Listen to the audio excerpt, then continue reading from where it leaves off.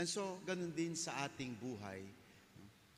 Huwag tayong mawawalan ng lakas ng loob sa atin. Narinig ko isang obispo nagsabi, yes, we believe in God, but believe also that He believes in you. May kumpiyansya siya din sa ating sarili.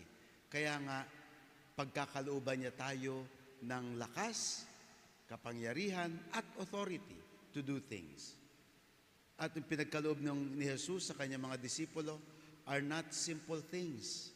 They were power over evil spirits, authority to cure diseases.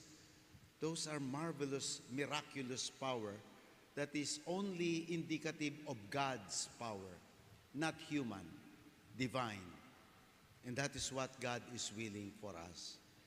And so, if there's a take-home message for us in today's gospel, is to always have that confidence that whenever God gives us something, He will also give us the power and the authority to carry it.